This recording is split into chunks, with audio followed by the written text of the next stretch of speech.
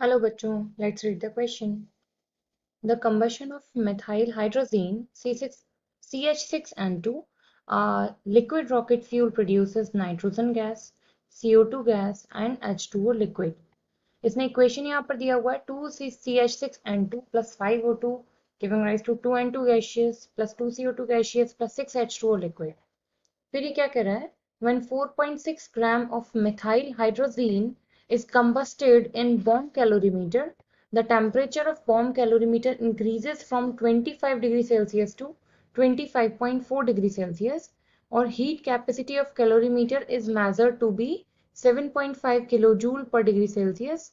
Calculate delta H naught and delta U naught for the above reaction और R हमको यहाँ पर दिया हुआ है। आज का हमारा की कंसेप्ट यहाँ पर क्या कहता है कि हमको कैलकुलेट करना है यहाँ से enthalpy change, it means delta H and internal energy change, it means delta U.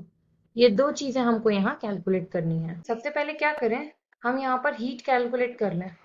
तो हीट इस रिएक्शन में, अब देखो क्योंकि ऑक्सीजन के साथ रिएक्शन हो रही है, इट मींस कंबशन हो रहा है, तो कितनी हीट यहाँ पर रिलीज हो रही है वो हम जरा कैलकुलेट करते हैं। तो उसका फॉर्मूला होता है C इंटू डेल्टा टी।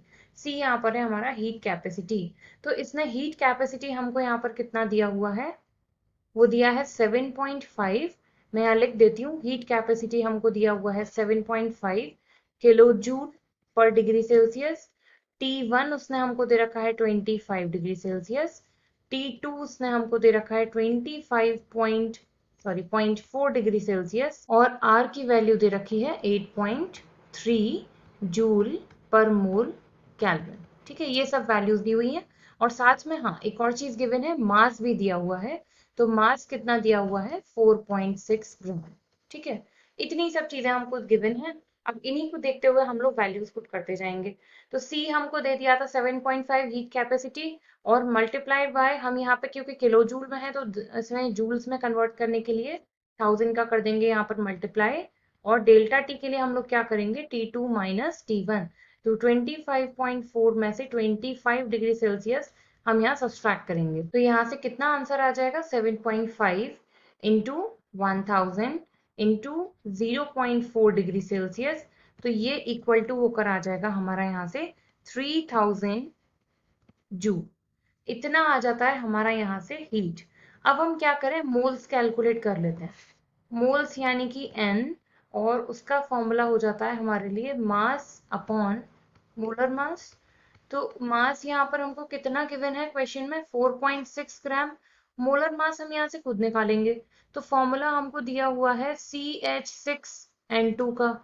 तो कार्बन कितना हो गया 12 प्लस 6 इंटू 1 से हाइड्रोजन हो जाएगा 6 प्लस 2 इंटू नाइट्रोजन का होता है 14।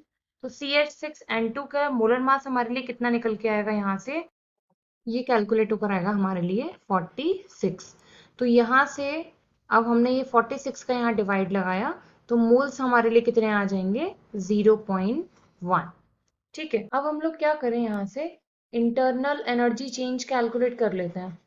तो इंटरनल एनर्जी चेंज, और उसके लिए हमारा सिंबल है डेल्टा यू, जिसका फॉर्मूला हम लोग लगाते हैं Q upon N, that is heat upon moles. तो हीट यहाँ पर हमको कितना हमने अभी कैलकुलेट किया था 3000, और नंबर ऑफ मोल्स अभी अभी हमने कितने निकाले थे 0.1। तो ये हमारे लिए इंटरनल एनर्जी चेंज कितना आ जाएगा 3 इंटू 10⁴। तो यहाँ से डेल्टा यू की वैल्यू कितनी आ जाती है 3 इंटू 10⁴ जूल। लेकिन क्योंकि यहाँ पर कंबशन की बात कर रहे हैं, कंबशन में हीट हमेशा रिलीज होती है, तो इंटरनल एनर्जी किस में आएगी, माइनस में। अब नेक्स्ट बात करते हैं हम लोग डेल्टा एच के लिए, डेट इज एंथैल्पी चेंज के लिए। और उसका हमने फॉर्मूला यहाँ पर पढ़ा है क्या, delta H is equal to delta U plus delta N G R T. यानी कि हमको ये जो डेल्टा एन जी है, यहाँ पर मोल्स जो लेने हैं वो गैशियस वाले लेने हैं। तो हम लोग क्या करेंगे, प्रोडक्ट के गैशियस मोल्स में से रिएक्टेंट के गैशियस मोल्स को सब्ट्रैक्ट कर देंगे। जरा वापस क्वेश्चन की तरफ चलते हैं। क्वेश्चन में हमें यहाँ पर टोटल प्रोडक्ट मोल्स कितने गिवन है, 2 N2 के हैं और 2 CO2 के हैं, टोटल हो गए 4। और रिएक्टेंट साइड में ओनली 5O2 दिया हुआ है गैशियस, बाकी तो लिक्विड है। तो हमें क्या करना है, प्रोडक्ट में से रिएक्टेंट के सब्सट्रैक्ट करने हैं। तो 4 माइनस 5 से कितना आ जाएगा हमारा यहाँ पर, -1। बस ये वैल्यू उठाकर हम यहाँ लगा देंगे। तो -3 इंटू 10⁴, और यहाँ पर प्लस ये डेल्टा एन में माइनस आ गया, इंटू आर उसने हमको दिया है 8.3। और क्योंकि जूल पर केल्विन पर मोल में चल रहा है तो इस टेम्परेचर को भी हम केल्विन में चेंज करेंगे। इनिशियल जो हमारी रिएक्शन बॉन्ड कैलोरीमीटर में स्टार्ट हुई है वो 25 पर हुई है। तो 25 प्लस 273 कितना हो जाएगा यहाँ से, 298 केल्विन। इस पूरे को सॉल्व करने के बाद आंसर हमारा आ जाएगा यहाँ से 2476.4 इंटू 10⁴ जूल। ये हो जाएगा हमारा एंथैल्पी के लिए फाइनल आंसर। और ये हो जाता है हमारा यहाँ से इंटरनल एनर्जी के लिए final answer. I hope you understood well. Thank you.